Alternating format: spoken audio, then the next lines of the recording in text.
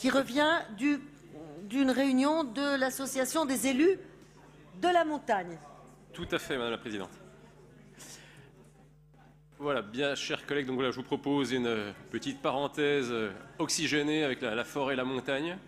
Donc tout d'abord, un rappel pour dire au nom de quoi la région s'intéresse à ces questions.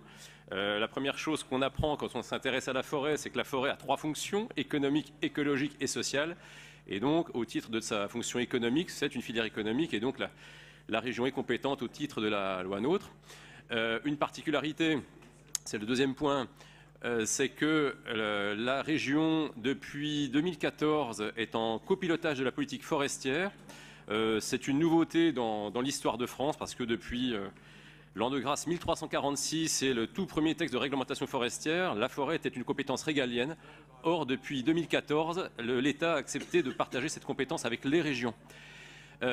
Troisième raison pour laquelle la région s'intéresse à la forêt et la filière bois, c'est qu'en fait c'est un sujet assez transversal qui concerne beaucoup de nos politiques, mais j'y reviendrai plus tard. Et puis, quatrième raison, c'est que la région est autorité de gestion du fonds FEADER, donc des PDR, qui finance également donc, des actions forestières. Voilà pour ce petit rappel. Ensuite, je rappelle... Non, il faudrait ramener la diapo d'avant, s'il vous plaît. Merci. Un rappel donc, des grands axes de la stratégie du Conseil régional. 4 objectifs de notre politique forêt-bois. Le premier, c'est mieux mobiliser la ressource, mobiliser tout ce qui doit l'être, mais rien que ce qui doit l'être, pour créer plus de valeur ajoutée et d'emplois dans la filière. Ensuite, le deuxième axe, c'est favoriser une gestion forestière et des pratiques sylvicoles exemplaires. Troisième objectif, favoriser des initiatives innovantes d'anticipation et d'adaptation au changement climatique. Changement climatique qui produit ses effets de manière accélérée, comme on l'a vu cet été. J'y reviendrai aussi juste après. Et puis, quatrième axe stratégique de notre politique, c'est favoriser la réappropriation publique et la gestion collective des forêts, parce que dans certains endroits, les enjeux de paysage, d'écologie, de biodiversité, de tourisme sont tels que parfois la meilleure solution, c'est une propriété collective de la forêt, parce que on ne peut imposer à des propriétaires privés un certain nombre de contraintes. Enfin, ils le peuvent, mais jusqu'à un certain point. Moi, j'ai la faiblesse de penser qu'à un certain stade, la meilleure solution est une acquisition par la collectivité. Voilà, donc on peut passer à la deuxième diapo. Voilà, donc les illustrations. Il m'a semblé utile de vous rappeler les faits marquants de 2018, parce qu'il y a un an, je vous disais que nous allions faire de 2018 l'année de la forêt et du bois en Bourgogne-Franche-Comté. Et donc nous l'avons fait. C'était un cru assez exceptionnel, puisque nous avons eu la chance et l'honneur d'accueillir un certain nombre d'événements. Alors le premier événement de l'année, c'est qu'une fois tous les 10 ans, c'est l'adoption du contrat régional forêt-bois par la commission régionale forêt-bois, suite à une vaste procédure de concertation de tous les acteurs de la filière les 2 années précédentes. C'était suivi au moment de l'été 2018 du retour de l'avis de l'autorité environnementale qu'évoquait Hélène Pélissard, mais je vais lui répondre sur ce point. Et actuellement, nous étions depuis le 13 novembre et jusqu'à ce soir en phase d'enquête publique.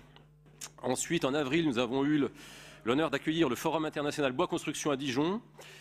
Au mois de mai, nous avons organisé une journée forêt-bois à l'attention des conseillers régionaux. Je vous avais tous invités à participer donc, à une journée de vulgarisation sur les questions forestières. Un certain nombre d'entre vous y ont participé.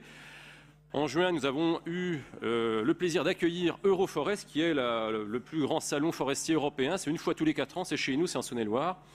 Et puis en novembre, nous avons terminé l'année par l'accueil d'un colloque national de tous les scientifiques de France qui travaillent sur le bois. Là, pareil, c'était assez exceptionnel. Ça tourne dans différentes régions de France et cette année, c'était nous qui l'avions accueilli. Dernier point, je vous ai mis le lancement de l'AOC Bois du Jura. Oui, au moins, Présidente. Voilà, si ce n'est pas 20 ans. Alors, je l'ai inscrit dans ma présentation. Alors, en fait, c'est imminent. Ce sera tout début 2019, en fait. Tout à fait. Tout à fait. Alors, je dois vous dire, je n'y suis absolument pour rien. Ce sont des forestiers jurassiens qui ont lancé cette initiative il y a une vingtaine d'années, notamment un célèbre forestier, Monsieur Lacroix. C'est une grande famille de forestiers, les Lacroix, dans le Jura. Et là, je vous promets que c'est l'aboutissement. C'est vraiment imminent. Je vous promets, Président, je vous en rends compte à la prochaine plénière. En principe, ça devrait être terminé, ça devrait être validé. On a une démarche parallèle dans les Alpes. C'était là où c'est Bois de Chartreuse, qui était sur le même calendrier, qui vient d'être finalisé. Donc théoriquement, c'est le 29 janvier. On a une date même assez précise. Voilà, diapo suivante. Voilà maintenant les principaux enjeux de l'année à venir. Donc notre contrat régional forêt-bois. On arrive vraiment là à la fin du processus, puisque l'enquête publique, je vous le disais, se termine ce soir. Donc on va tenir compte de tout ce qui a été exprimé dans cette enquête publique. Et puis nous aurons, pour finaliser le processus, un avis de la présidente de région. Cet avis, il n'y a pas d'obligation légale de le présenter en assemblée plénière. Néanmoins, il m'a semblé intéressant politiquement de venir vous le présenter, d'avoir un débat sur cette grande filière régionale.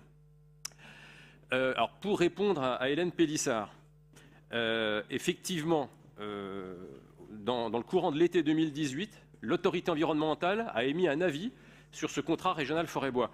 Je tiens à rappeler que ce contrat régional forêt-bois, j'ai la grande fierté de pouvoir dire que nous sommes la région la plus avancée de toutes les régions de France. Parce qu'on s'y est bien pris dès le début, ça a été une opération menée conjointement avec l'État. Il y a eu un bon partenariat avec l'État. On a eu aussi un travail en bonne intelligence avec nos interprofessions, parce que nous avions la chance d'avoir en Franche-Comté et en Bourgogne 2 interprofessions qui fonctionnaient déjà très bien avant fusion et qui se sont bien mariées. Et nous avons par conséquent travaillé rapidement et efficacement. Mais donc, on doit subir les inconvénients de nos avantages, c'est-à-dire que nous avons été les premiers à essuyer les plâtres de cette procédure. Et effectivement, nous avons eu un certain nombre de remarques de l'autorité environnementale. Alors, rien de grave, rien de dramatique. Le principal reproche, c'est que nous n'avons pas quantifié la récolte de bois par massif. Et ce, pour la bonne et simple raison que les chiffres à notre disposition ne nous le permettent pas. Nous le souhaitions, effectivement, c'était une demande du programme national forêt-bois, c'est une demande du ministère. Nous avons essayé de le faire, mais ça a été impossible du fait que les chiffres fournis par l'inventaire forestier national ne nous permettent pas de descendre à l'échelle des massifs avec une fiabilité statistique satisfaisante. Voilà, la raison est toute simple. Et du coup, nous avons produit un mémoire en réponse à l'autorité environnementale pour expliquer ça. Ensuite, en 2019, les principaux enjeux, nous aurons à traiter les conséquences de la sécheresse de 2018 sur les épicéas. Je vous en ai déjà parlé les dernières fois. Nous avons beaucoup parlé ces derniers mois des conséquences de la sécheresse sur l'agriculture. La deuxième victime du réchauffement climatique, c'est la forêt. Sur l'agriculture, ça se voit immédiatement. Et les agriculteurs peuvent réajuster leur culture d'une année sur l'autre. En forêt, c'est beaucoup plus difficile parce qu'on n'est pas sur un cycle de production d'1 an, mais plutôt d'1 siècle. Ce qui fait qu'on doit se poser les questions dès maintenant de savoir quelles essences on devra cultiver à la fin du siècle. C'est très compliqué, c'est plein d'incertitudes. Tout ce qu'on sait, c'est qu'on sait très peu de choses. Par conséquent, il faut qu'on expérimente, mais prudemment, des nouvelles essences, peut-être des nouveaux types de sylviculture. On doit faire le pari de la biodiversité. C'est-à-dire la biodiversité existante aujourd'hui dans nos forêts. On a un réservoir de diversité génétique. On doit le préserver au maximum parce que peut-être, je vais vous prendre l'exemple du hêtre, le hêtre qui est une essence qui a besoin d'un climat frais et humide, qui va être la première à souffrir du réchauffement climatique. Ben peut-être que sur une population de hêtres qu'on a aujourd'hui dans la région, il n'y a qu'1% qui pourra survivre à la fin du siècle de par son patrimoine génétique. Eh bien ce 1%, il faut qu'on le préserve précieusement pour pouvoir l'avoir à la fin du siècle. Dans l'immédiat, on a géré une crise comme en agriculture. On a les scolytes. Les scolytes, c'est des petits insectes en fait qui se reproduisent quand il n'y a pas de pluie. Quand il y a de la pluie et du froid, ça les empêche de proliférer. Mais cette année, on a eu plusieurs mois chauds et secs. On a eu une prolifération de scolytes. Ils viennent grignoter les écorces des épicéas. Ça fait sécher les épicéas sur pied, ça les fait mourir. Ça ne dévalorise pas la qualité technologique du bois.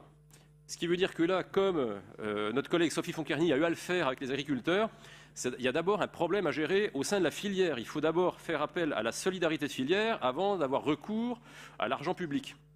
Moi, c'est le message que j'ai envoyé aux acteurs de la filière. Là, ça y est, ils commencent à avoir terminé l'état des lieux. Ils viennent de nous écrire pour nous exprimer leurs besoins. C'est un travail qui a été fait en concertation avec l'interprofession de la région Grand Est, parce que nous sommes les 2 grandes régions touchées en France. Et ce que je leur ai dit, voilà, on n'a pas, jusqu'à preuve du contraire, la région n'est pas dotée de la souveraineté monétaire, on n'a pas de planche à billets, on doit gérer efficacement les deniers publics. Comme en agriculture, où on a le phénomène que si on avait foncé tête baissée, on aurait pu encourager la spéculation sur les fourrages, là aussi on a un sujet technique. C'est que le bois d'épicéa qui est attaqué par les scolytes, il n'est pas mauvais, ce bois, il peut continuer d'être utilisé en construction. Simplement, il y a des us et coutumes dans la filière bois, de la part des scieurs, de la part des charpentiers, c'est que dès que le bois est un petit peu coloré ou séché, tout de suite une décote, voire aujourd'hui il y a des scieurs qui ne veulent même plus acheter ce bois-là. Donc c'est un vrai problème technique. Moi je leur dis, ce bois-là, il est toujours bon, donc il faut qu'on fasse un travail au sein de la filière avec l'Institut national du bois, le FCBA, parce qu'il n'y a pas de raison que ce bois-là, on le passe en bois énergie, hein, qu'on le déchiquette, il peut continuer d'être utilisé en bois d'œuvre. Je reviendrai donc devant vous une fois que donc, je disposerai de tous les éléments fournis par la profession. Ensuite, un de mes gros, un des gros sujets, un de mes gros projets, on a besoin pour développer la filière bois en France, mais aussi en Bourgogne-Franche-Comté, de développer la construction en bois. Et ça passe par un travail sur l'aval de la filière. Je vous citerai une expression très imagée, mais que je trouve excellente, qui vient du seul ministre de la Forêt que nous ayons eu dans l'histoire de France, c'était René Souchon, entre 1983 et 1985. Il avait été nommé secrétaire d'État à la Forêt par François Mitterrand, et il avait cette formidable expression, c'était que la filière bois, si on veut la faire avancer, c'est comme une ficelle. C'est pas en la poussant, c'est en la tirant qu'on y arrivera. Et c'est très vrai. C'est bien par l'aval, en créant des débouchés, un phénomène d'aspiration par l'aval, qu'on pourra avoir une action bénéfique jusqu'à l'amont, qui remontera jusqu'à l'amont. Et donc, on a un maillon faible en France. C'est que si on compare à la Suisse, l'Allemagne, l'Autriche, qui sont des pays où la construction en bois marche très fort, c'est qu'on manque de gens qui ont une double compétence d'ingénieurs et architectes. C'est ce qui fait la force de la filière bois allemande, suisse, autrichienne, c'est ce qui fait la faiblesse de la filière bois française. Donc j'ai pour objectif d'essayer de travailler sur ce sujet-là, essayer de répondre à ce maillon manquant. C'est un travail, on a la chance d'avoir des bons acteurs sur le sujet dans la région, donc j'ai organisé un premier tour de table l'été dernier, et on a identifié 2 pistes. C'est de travailler sur un bac+3 avec le lycée de Mouchard, et sur un bac+5, voire bac+6 avec l'ENSAM de Cluny. C'est un gros enjeu, je viendrai vous en rendre compte chaque année. J'espère qu'on pourra avancer assez rapidement. Et puis donc le dernier grand projet, c'est la création d'un cluster bois construction, pour les mêmes raisons que je viens d'expliquer. Voilà, donc diapo suivante. La loi montagne, enfin la politique montagne. Voilà.